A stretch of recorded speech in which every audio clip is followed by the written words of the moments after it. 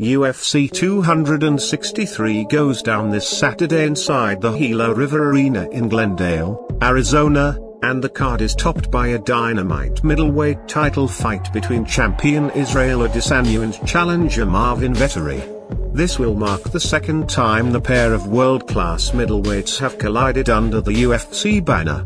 They first met back in 2018, coincidentally, in the exact same arena, in Adesanya's second bout in the octagon and Vettori's fifth.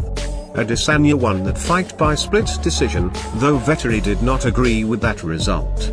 Heading into UFC 263, both Adesanya and Vettori are far better versions of the fighters they were when they first met. While Adesanya lost his last fight, a decision setback at the hands of reigning light heavyweight champion Jan Blachowicz, he's looked almost unbeatable otherwise, rattling off wins over the likes of Paulo Costa, Yoel Romero, Robert Whittaker, Kelvin Gastelum, Anderson Silva, Derek Bronson and Vettori since joining the UFC. Vettori, on the other hand, has not tasted defeat since his decision loss to Adesanya in 2018, picking up a quintet of wins over Cesar Ferrer, Andrew Sanchez, Carl Robinson, Jack Hermanson and Kevin Holland, their latter two being particularly impressive. Who comes out on top when these two middleweight talents meet for the second time in the UFC 263 main event? As always, there's no way to know for sure until fight night, but a closer look at their respective games does provide some interesting insights. Keep scrolling to see how Adesanya and Vettori match up on paper ahead of their anticipated rematch. Now let us discuss striking. Marvin Vettori is a solid striker, which is no surprise given the work he's put in with celebrated Muay Thai coach Rafael Cordero at King's MMA in Huntington Beach, California. That being said, there are few people who can match Adesanya in this facet of the MMA arsenal. Before Adesanya signed with the UFC, and before he'd even begun competing in MMA, he was making his living as a professional kickboxer, notably contending for the Glory middleweight title and collecting victories against significantly larger opponents in the heavyweight division. He has parlayed that kickboxing background into some impressive stats in the cage.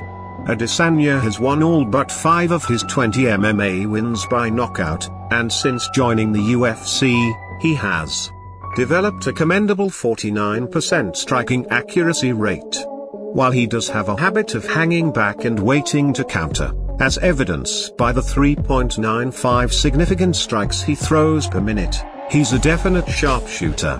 When he's in the zone, there are few who can hang with him on the feet. Wrestling is also a very important part of this fight. Just as the striking advantage clearly has to go to Adesanya, the wrestling edge undoubtedly goes to Vettori. While the Italian challenger doesn't have a collegiate wrestling background like many of his division's top grapplers, he's become quite effective in this part of the game. Since joining the UFC, he's developed a solid 53% takedown accuracy rate, completing an average of 2.22 takedowns per 15-minute fight. He's also flaunted some solid defensive wrestling, with a solid 78% success rate when it comes to stopping shots. Granted, Adesanya actually has a better takedown defense rate at 82%, but as we saw in his recent loss to Blachowicz, during which he was taken down 3 times and controlled for north of 7 minutes, he's definitely not the most difficult fighter to drag to the canvas.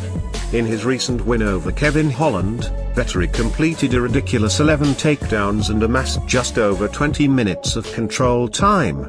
It's hard to imagine him having that kind of success against the champ, but the takedowns should come if he's persistent. Submission will also be a big aspect in this bout. For all we know, Israel Adesanya, a Brazilian Jiu-Jitsu purple belt, has a solid submission game, but we sure haven't seen much of it so far.